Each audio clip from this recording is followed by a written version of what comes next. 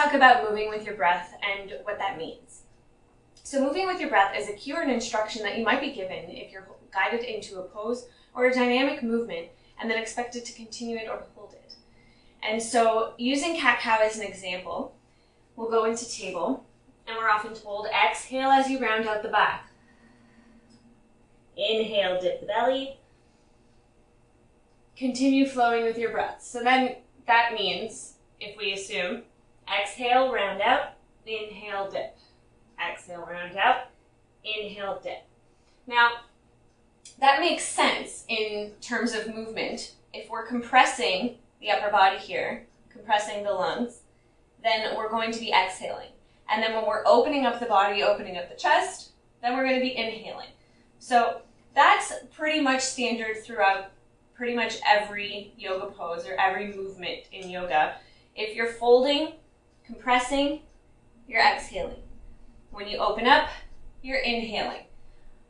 But then it might not make sense. If you're folding and holding, then what do? You need to keep breathing. The important thing is that as you're transitioning into that pose or into that position, that you're doing it on the exhale or on the inhale. So applying that to cat-cow, let's say your breaths are a little bit shallow and that you're breathing really quickly. And so if we're moving with our breath, that means we have to move really quickly, but we don't want to move really quickly because then we're losing control of the movement and it doesn't feel as good. You don't feel like you're getting the benefit of it.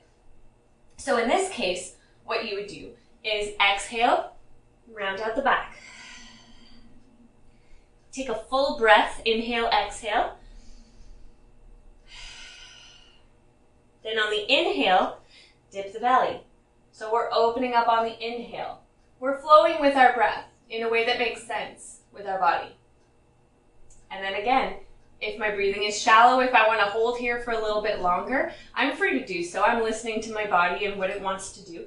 But on the exhale is when I'm going to transition and round out and compress. Good. And now the same thing would apply to a twist. It makes sense that in a twist, we're exhaling because we're squeezing, we're compressing. We're wringing out that lung. We're closing one up and we're exhaling here. As we come out, we inhale to open up and to fill those lungs with air. Good. So if we're holding a twist, what we can do is two things. The first thing we can do is on each exhale, as we're holding, we can focus on getting a little bit deeper into that twist. And on the inhales, we can focus on our alignment. So I'm going to exhale and twist deep. Good. Inhale. I'm going to get up a little bit taller here because I feel like I'm slouching. Okay. Exhale, twist a little bit deeper. This is all nice and slow. These very, very subtle movements. And then inhale. Oh, maybe my toes are slacking. Point those up. Exhale, twist a little deeper. The other thing we can do when we're holding a twist is visualize the lung that's open, the one that's not being squished, so the open side, and we can visualize it filling with air on each inhale. And then again, focus on really holding that twist strongly as we lengthen the spine on the exhales. Okay.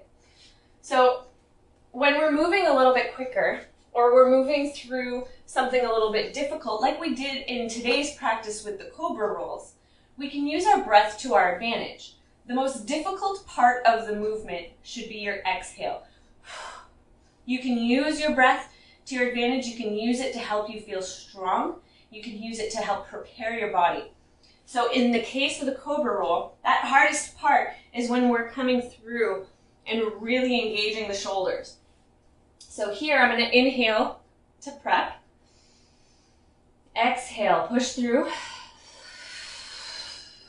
And inhale, come up. Exhale, sit back onto my heels. Inhale. Exhale, come through. Inhale, open up, and exhale back.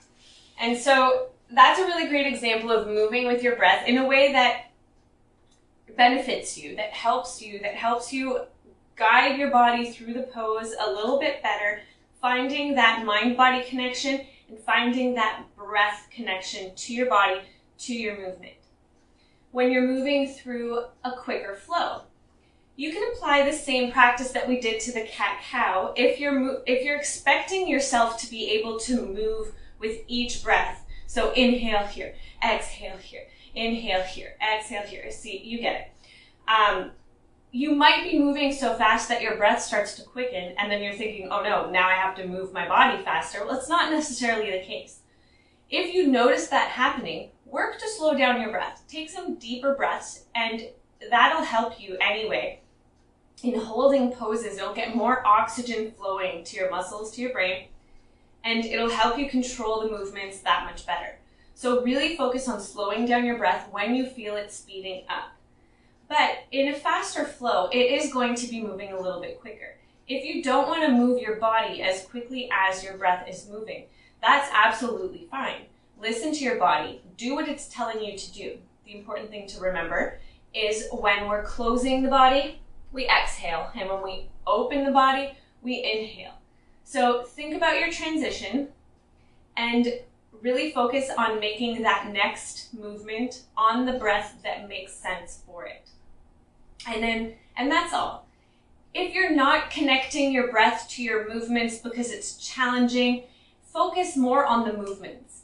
We don't want to injure ourselves, and we don't want to fall over because we were focusing so much on our breath that our body just stopped listening to us. So focus on the movements first, and then the breath will come eventually with time and with practice.